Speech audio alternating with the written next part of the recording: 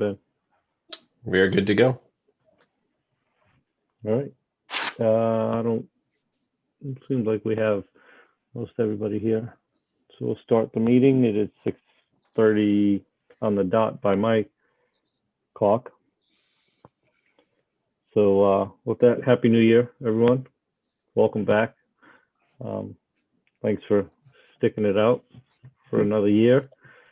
And with that, we'll roll right into, as usual, the OPM report with Sam, and have us run through this report before we get into further discussions. And as always, anyone that has a question or comment, just let us know. You there, Sam? Yep. There you are. Yes, thank you, Mr. Chair. I will share my screen for the OPM update, if that's okay. Please do.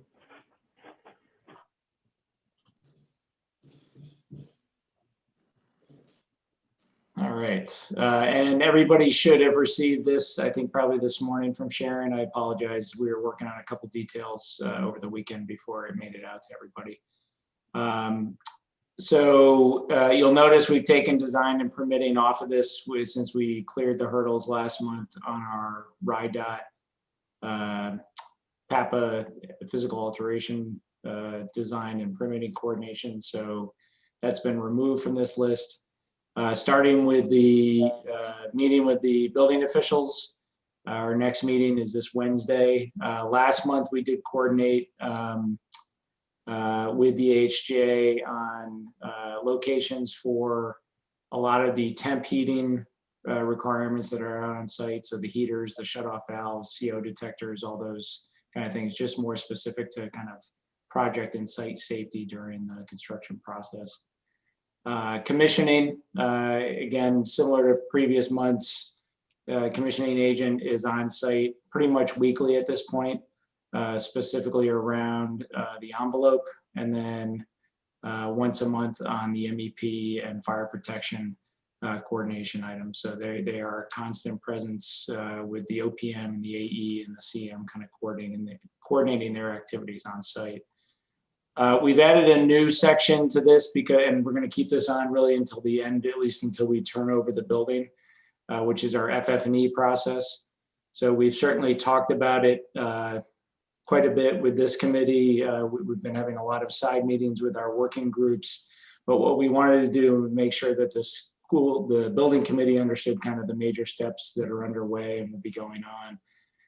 So we've been having repeated kind of procurement discussions, December into January. We had a pretty extensive front end review last week with Craig, with the team over at AI3 and with the OPM team.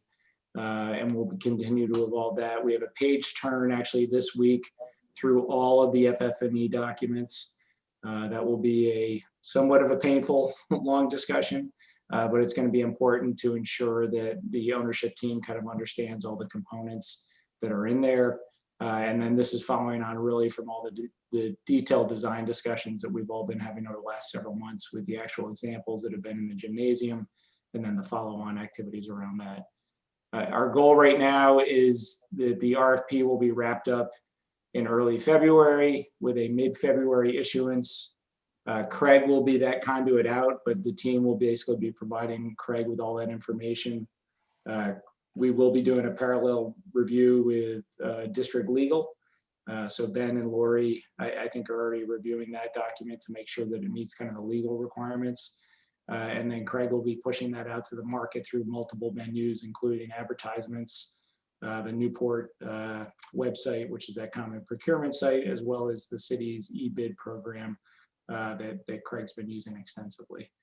With that timing, our hope is that by March into early April, we may have a rolling process, but we have the awards that will happen across the various packages that are out there, all with that goal of starting the installation right around the second week of July and rolling that installation all the way through into probably all the way through until that turnover process that happens in August. So what we'll be doing every month is just adding more detail, expanding and clarifying any of these dates for folks.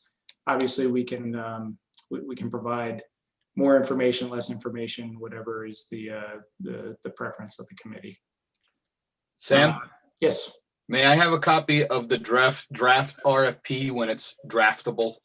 When you feel like it's at that drafty stage? Yep, certainly. Okay, If thank you you. don't mind, I'd like to review that too. That's not a problem with anybody. Yep. Just let me, Anyone else that would like to see that without slowing down? I think it makes sense for Gene and absolutely Gene and Nate. But I don't want anyone to feel slighted, but at the same time, I definitely, want to keep the pace. It'll be some nice late reading, I'm sure. General project milestones, we're just over 52% based on the work in place, based on the last report.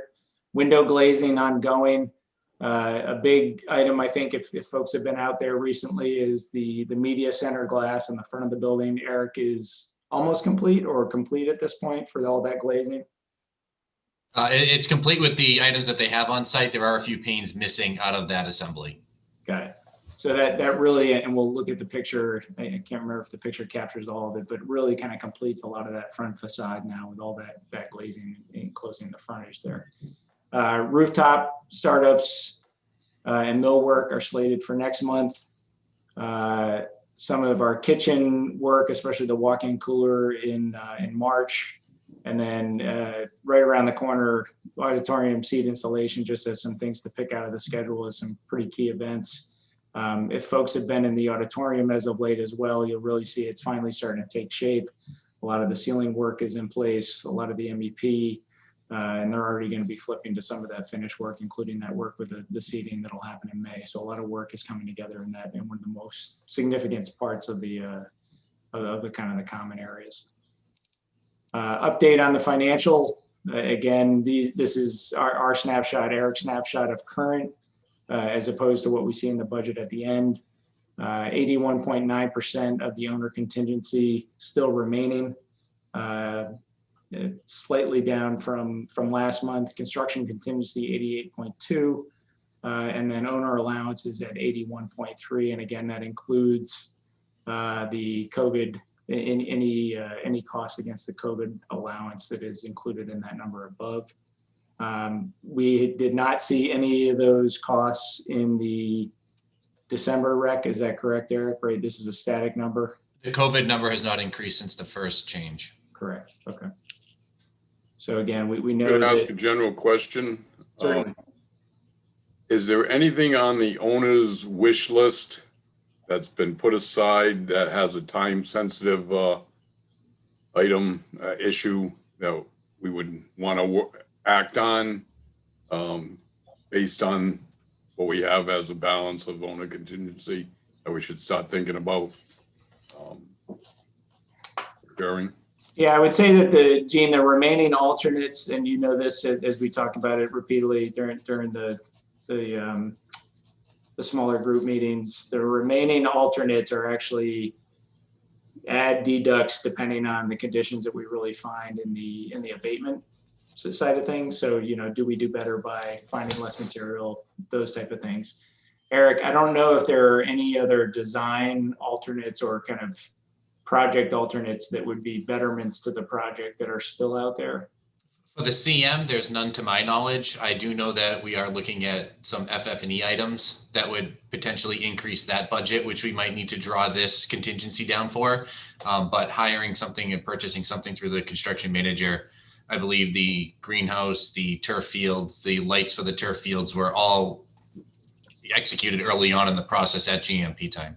Well, one item that comes to mind is the redoing of the infamous clock tower. Yeah, I wasn't going to bring it up, Gene, so thank you. We could put a pool on, Or we could put a pool. not like one lane maybe. Two uncontroversial activities. Yeah. Well, yeah, we could put it in the closet, but it's eventually going to come out again. So I just think we should start talking about it, maybe in our Tuesday meetings. I agree with you on that. You know, since since we're on a public meeting, basically, just to make sure so that people that maybe haven't been following along don't panic, right? As the current design stands, the clock tower stays as it sits, with untouched, and to the tune of, you know, about $300 and something thousand to leave it untouched, building that retaining wall and so forth around it. So, you know, the ideas that we've kicked around included refacing it, you know, up to replacing it or what have you, but without knowing where we would be today. And I think, you know, Gene, definitely, I appreciate you bringing this up, because it is kind of that point, right, where we want to, if we're going to take any major action, now's the time. So, Hey, Joel, yes. and Sam and Gene, and Steve, really, I guess my question was, I was kind of thinking along the same lines as Gene. I don't know, because I don't have familiarity with construction projects, but typically if I'm seeing contingency on a project at this level, with as far as we're into it, you know, I'm seeing bonanza, and I understand that I'm not reading the construction effort correctly, right? But I do wonder if, you know, when we had the briefing, the presentation on the energy credits, I do wonder if maybe there's a couple of low-hanging fruit that might still be on that list, stuff that we could gather without, you know, major redesign or any redesign, that maybe we could grab some of those things and maybe get a little bit higher score, or make the building even a little bit more sustainable for not too much money. I don't know if I think that might be worth a question to the AI3 team, just to see.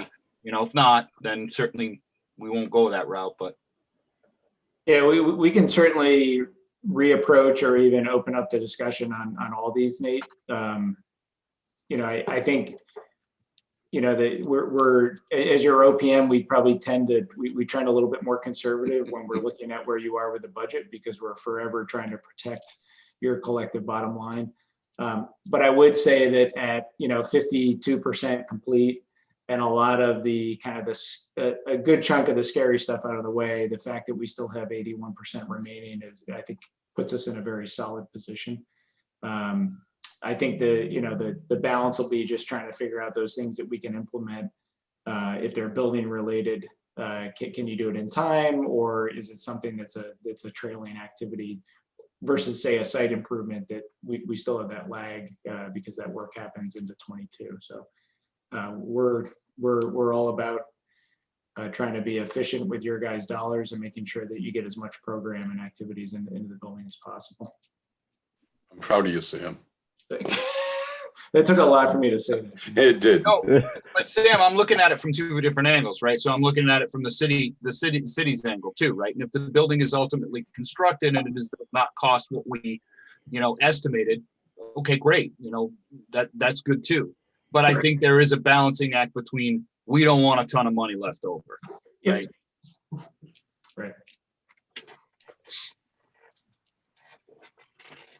So that's where we are on budget, or at least on the snapshot of the budget. One thing I did do for everybody's benefit is we have enough 4-week look ahead where we had to split it into 2 pages. And I know we could easily accuse ourselves of the font on these being too small. So we have expanded it over 2 pages now to protect everybody's eyes. It's still small, but what I'd like to do is just kind of go to the pictures again as we walk through the trades on site.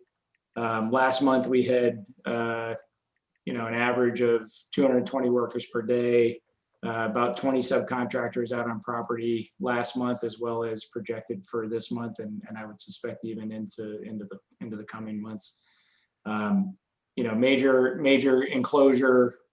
Almost completion. You can see here, although I don't think this depicts all the work on the media center, but we can see how, you know, the majority of that envelope is either in place or at least temporarily secured as we're, able to bring that temp heat in and maintain all that work out there. The winter conditions do tend to slow down the site activities that are happening out there. Key infrastructure, some of the other items are still happening. But as we get colder, the ground, the frost layer continues to move down, and when we get more winter conditions like you see in this picture, it does start to limit the ability for the site contractor to kind of continue to maneuver around the property in an effective way. Moving inside, again, these start to look a little bit static, but I think, the pictures, especially in these kind of open areas where your spaces are really starting to become developed with your drywall coming around the open atriums that come down below, how the classrooms are really starting to take shape. The prime and the painting happening. Here's another great look here. Whoops, excuse me. As you kind of look down that entire length of all the open, and then the opening above with that natural light coming into the space. Our greenhouse foundation slab is in place. Utilities are stubbed up. So that work over on the south side of the building is really starting to take shape. Again, the library media center, you're really starting to see a lot of the framing coming into place there. So a lot of these spaces are really starting to develop a lot more detail where you get a better sense of how the space is going to come together. We'll apologize for the fuzzy picture of the halftime building there. All right, budget update. You'll recall last month we didn't have any change orders that had kind of come through since the previous month. This month we do have OC 0005, which was in the amount of $104,000 for $104,417. The majority of that work, and we'll look at it in the roll-up sheet after this, is associated with the improvements to the Pawtucket Ave water line. So I think we've talked about this a little bit in the past, but due to the existing conditions that weren't known until they did the test pits out in the street, i.e.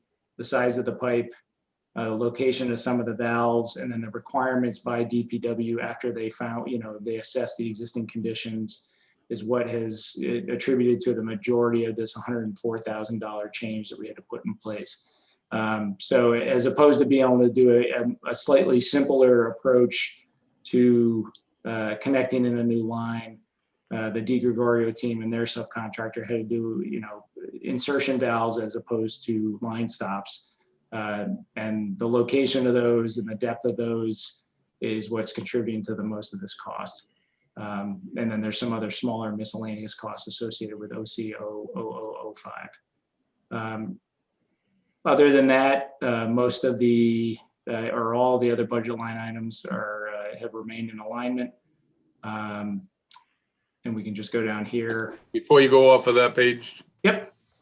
If for the benefit of the public that may be joining us, I think it would be good to highlight that we are construction at 52%, and we've only expended 47% of the budget. Is that an accurate statement? Yeah, that's 47% of the total project cost. If we go to the construction, actually up here, Gene, is probably a better measure. So if we're at 52.2% of work in place, but the Gilbane team has only been paid 46% of their total contract value. So I think that's a better, probably a parallel comparison. Which is a good thing. Yep, and that really represents what we talked about before, is the retainage that's held back by the owner until the completion of the job. Yep.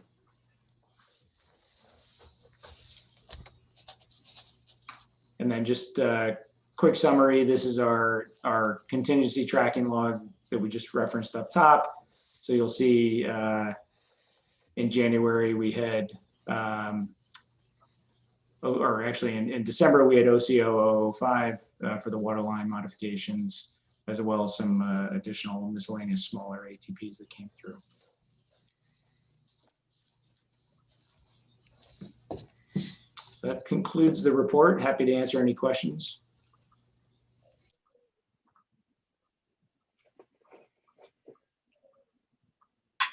Sam, I just wanted to add that in terms of the F and E, the other piece of that will be the T. Ben and I have already started to talk about that, and we're going to try to roll out the technology piece for the RFP on that at the same time. And of course, what we are trying to do is to maximize using the state bid list. We have an approved list of purchasing consortia that we can buy from. And so when we met last week, we already started to talk about that and how we can access those lists to get some of the furniture pieces like the library. We can hopefully get those pieces into the building sooner. So. That's a great point. And we can add that, we'll add that, Craig, to that FF&E timeline and include technology. That way we're being comprehensive on that process. Great, thank you. That kind of triggers one other thing. So the other thing that we're doing is evaluating move management for the move of the existing school to the new school. So AI3 under their contract owned all the installation management of the new FF&E. What was not covered, but we have it in the budget, is the move management. So any material, equipment, whatever that is that needs to go from the existing school to the new school that's not covered, say, in Gilbane's contract, there are some big pieces of equipment that are covered there.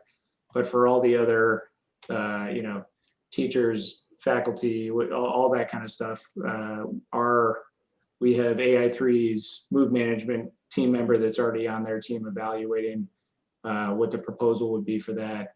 And we're going to be starting to review that this month and then submit that over to the district for review. And Sam, I'll clarify again, because it's a public meeting for anyone viewing and things, don't get misunderstood. We're not speaking of furniture, teachers' desks, and so forth. We're speaking of, recently purchased pieces of technology, things of that sort, or from the CTC, as you said, there's some large pieces that Gilbane owns in their contract to move that over. But with regard to FF&E, we're talking about stuff that is of value that may have been purchased recently, and we're not moving old furniture. I just want to. You're spot on, Joel. That's correct. As well as individual class. So each teacher is going to have a bin.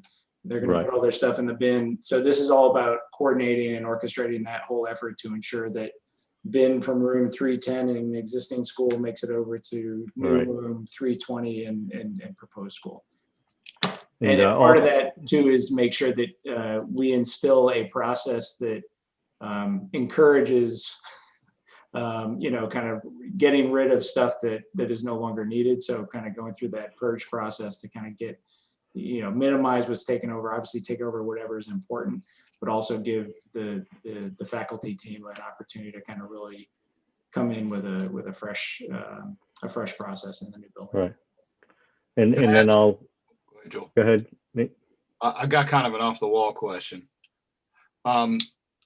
When do we think we'll be able to, unless we've done it already, or if it's being done as part of the commissioning, I don't know. But when do we think we'll be able to kind of test the, wireless connectivity and bandwidth in these various spaces? Get an idea of where there might be soft spots or whatnot. At what point are we going to get a chance to do that? And, if we start to detect that, maybe one area isn't as connected as it could be, will there be an opportunity to make adjustments, or the wall's going to be opened up enough if we have to, run for additional hotspots or anything like that? So I can jump in on that one. So I worked really closely with AI3 on the planning for the wireless in the building.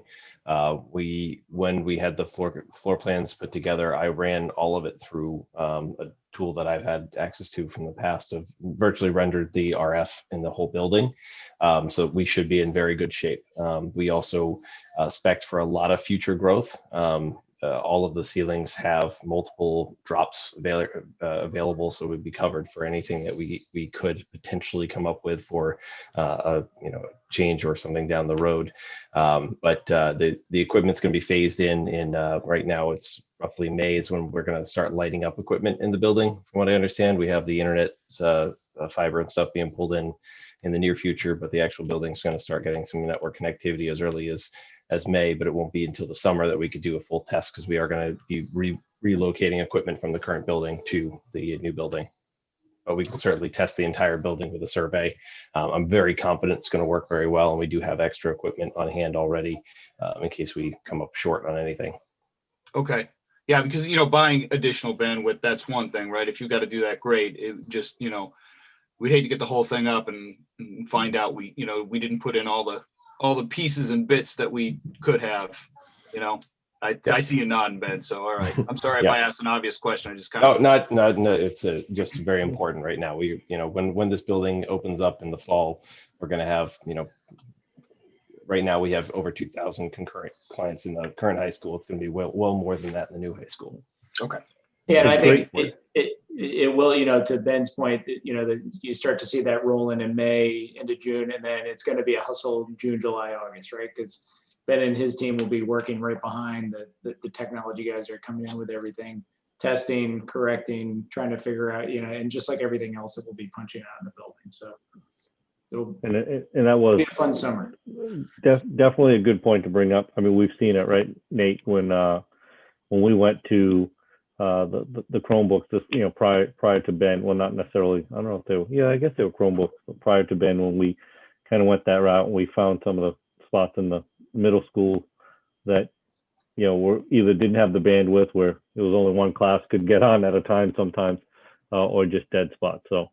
I work in a state-of-the-art, beautiful federal building, and there's still some conferences rooms you can't close the door. So it is an easy oversight, but not one I was going to let happen. Yeah. Okay, cool.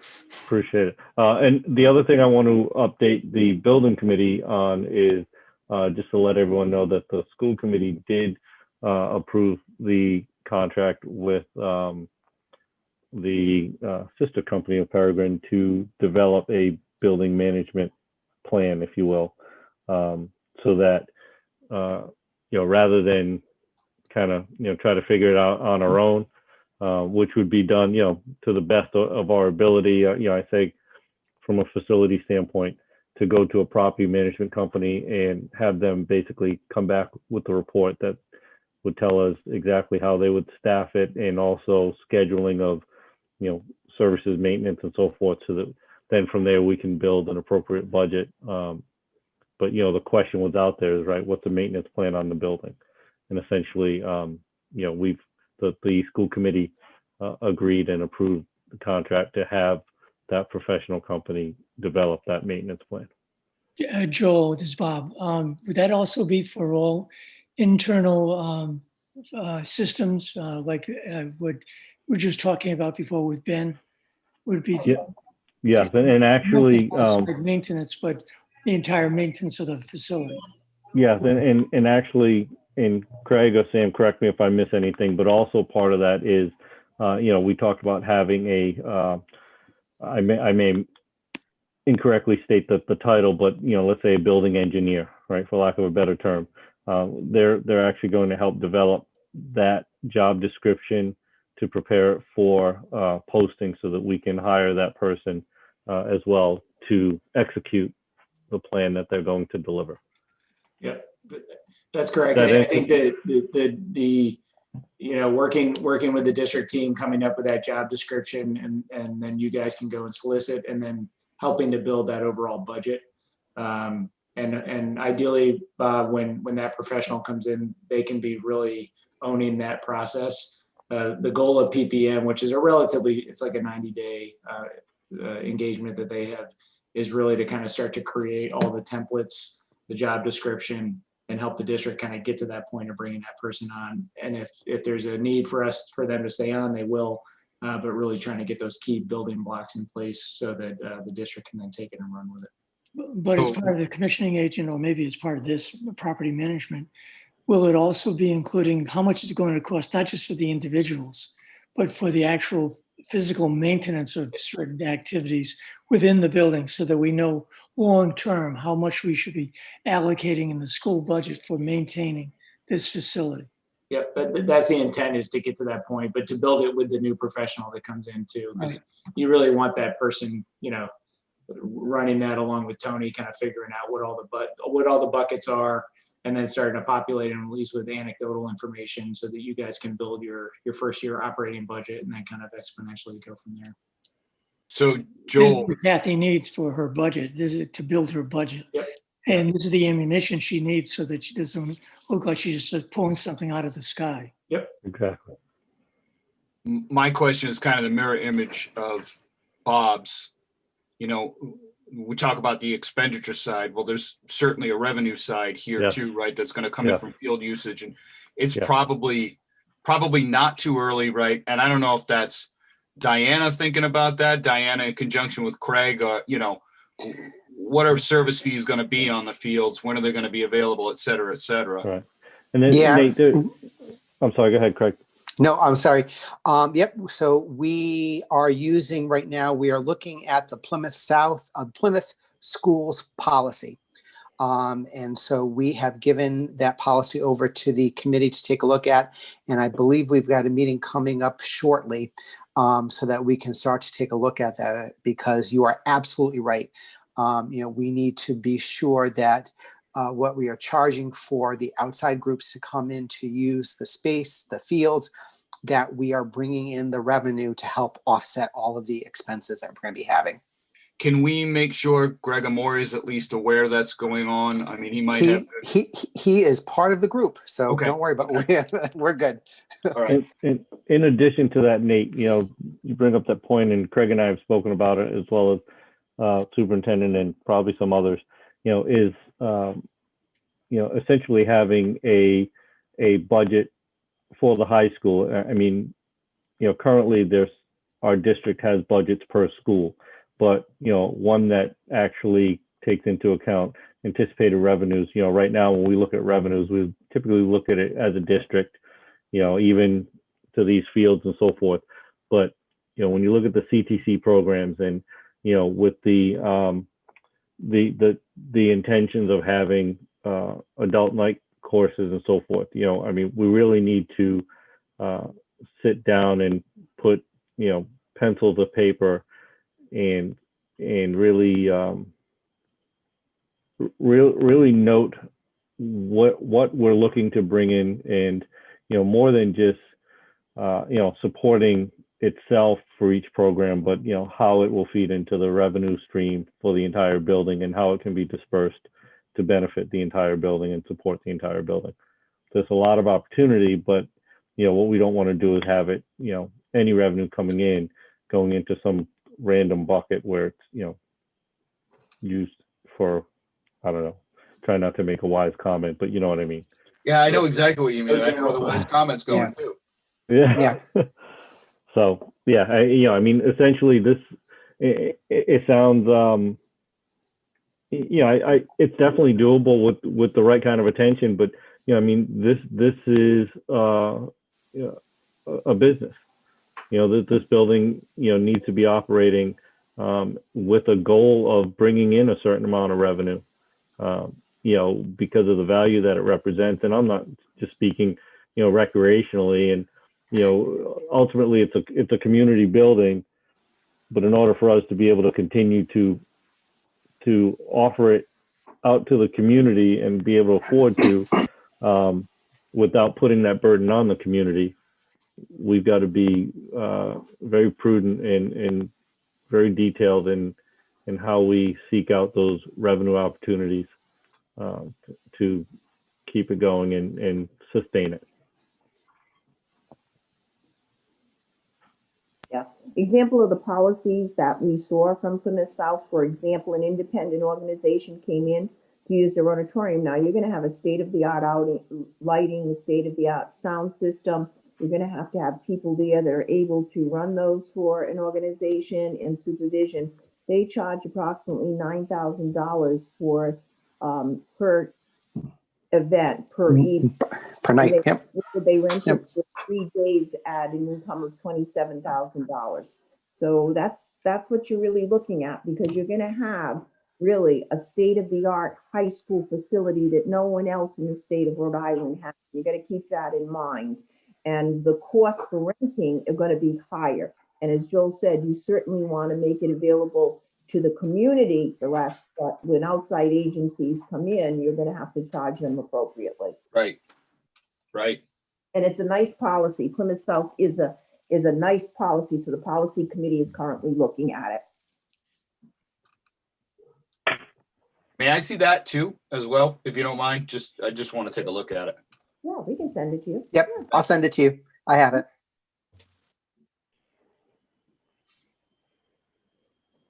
Any other questions? Craig, I've got to call you on the, I know I keep meaning to call you on the foundation grant situation on stuff like that with regard to FF&E. And I know Eric on here, so I know from this meeting, to Gene's point, right, we can start talking about some of the pieces that Gene mentioned with the clock, with Nate. You know, I think we've got to at least look at that, right, and see if there is any items that are easy grabs. You know, and yes, I do appreciate Sam feeling courageous enough to acknowledge the money situation right now. So Gene brought me out of my shell. yeah, All but credit you know, for- and you know, Nate, I appreciate your statement earlier, right? Because it's very easy to just say, you know, hey, we saved the money, give it, you know, put it back. And then in, you know, 5 years, you'll say, geez, I wish we had spent it while we were doing it. You know, and now it's, you know, 3 times that to, you know, to look, even consider doing something more. We're not going to get any more money for this school for a long, long time. We got to Right. get it while it's getting good.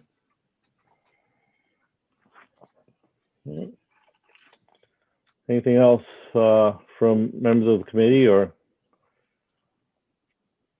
administration? Sam, Eric, you guys have been great. Actually, I will ask this on the COVID piece. How's the site doing? Eric, do you want to give an update? There are trades that are testing positive for COVID. In last month's Gilbane update in the schedule, they have added line items that identify how COVID is impacting the job. The COVID has not impacted the completion schedule or the finish date, but it has impacted a few milestone dates within their schedule itself. But the finish date, the completion date is the same as of the November update.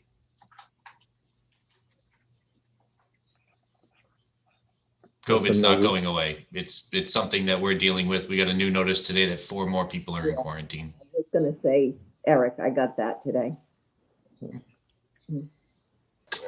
I just wanted to add that we discussed possibly doing a virtual walkthrough of the building. I did get a chance to go with Eric a couple weeks ago and filmed the walkthrough and just finished putting that together. I combined it with the EI3's narrated virtual tour so that, you know, tells people where they're kind of walking throughout. Was able to match up a lot of the video with it, but I'm going to be publishing that on the building committee site tonight. Very nice. Great, thanks. Thank you. Thanks, Ben. Thank you. Appreciate that. Anything else? Any questions? Any comments? Well, we got to get our school committee meetings to this point. 40 minutes. What do you think, Kathy? It's up to you. Let Sam MC those. Yeah. Can't do it. All right. So with that, so we're looking, hold on. We've got, next meeting would be what, the 8th of February? We don't have any bills to approve? Yes. Yeah, I We did skip have past bills that, to I'm approve. sorry. Yeah. Sounded like Joel wanted to get out of here. I know the national Well, championship is coming on, but you know. you know, I mean, not quite, but yeah. Yeah, I did jump ahead to that scheduling though, but yeah, why don't, Craig, do you want to? Yep. Sure. So for the invoices that we need approval for, AI3 basic services, $122,474.84. AI3 reimbursable, $373.87. Gilbane Building Company, $5,712,000 $634.26. Peregrine Group LLC, $59,000. Stephen Turner Inc., $8,014.25. And Filch Engineering, $4,310, for a total of $5,906,807.22. I'll make a motion to approve. Second, Okay, we have a motion by Mr. Vinatero, second by Superintendent Crowley. Any discussion, questions? All in favor, signify by saying aye. Aye. Aye. No opposed? Okay. We will forward those to the school committee for tomorrow night's approval. And getting back on the agenda, as I was corrected by Jean, appropriately so. Meeting. Consider and vote to approve the minutes for the December 7th, 2020 meeting. Any discussion, questions? Do we have a motion by Mr. Fiola? Second. We have a second by Craig. Mr. Picard? Discussion? All in favor signify by saying aye. Aye. Motion carries, so those minutes are approved. So And before now, we sign off for the night, I'd like to just discuss one thing. sure. I'd like to, I think this is an appropriate time at 52% of the project. I think going on the record and making a motion on how exceptional I believe the process has been with AI3, with Gilbane and Peregrine. I think it should be noted that this has been an exceptional job to this point. It's, if without hyperbole, I think it's one of the best ones I've ever been involved with to this point. Just, you know, to coin a phrase, we need to just finish strong. So I'd like to make a motion that we acknowledge the exceptional performance to date of our partners. I'll second that. Absolutely. Okay. I'd like to And- point out that there's no cost to that motion as well. I'll second that, Bob. Dean, this is me being excited about your comment. Yeah, and I It's good. don't Looks think good in the meeting minutes there, Sam. Yeah. Yes. I'll take a leap of faith and state that everyone will vote in the affirmative on that one to, you know, to express, you know, We all second. express those. Yeah, I mean that's spot on. And Gene, you know, obviously with your experience and you know, you're you don't give up anything, you know, that's not earned. So no, I listen. We've battled, and I mean that like, you know, respectfully, and you know, but we've all worked really hard, and we've challenged each other, you know, from an ownership to, you know, the OPM and AI3 and Gilbane. And Eric and I talk about it often. It's, you know, it's healthy. It's nothing is taken for granted, and I think, you know, those numbers show. I mean, you know, it's not taken for granted on our end that our professionals are doing what they're hired to do, but at the same time, our professionals, in my opinion, are, you know, they're all the amount of effort given to educate us and to inform us and to, you know, just and to engage with us. I mean, there's a transparency that I think is beyond obligation that I appreciate. You know, I think there's a level of communication that that we get in honesty and discussion that I appreciate. So no, I appreciate you, Gene, for saying that, because it's spot on and definitely on time. So, all right. So any issues with, looks like February 8th would be the next scheduled building committee meeting. Correct. Okay. So with that, I will take the motion to adjourn unless we're turning this into the social hour. Motion to So moved. adjourn. Second. All right, so now Craig, you would be, so we've got a motion from Kathy, and we'll give a second to Mr. Wagan. And all in favor please say aye. Aye. Aye. Aye. All right. Folks, again, good night and happy 2021. Yeah. This is the year that we land in that building. So thank you all very much, very, very much. Go Tide. Everybody. Everyone.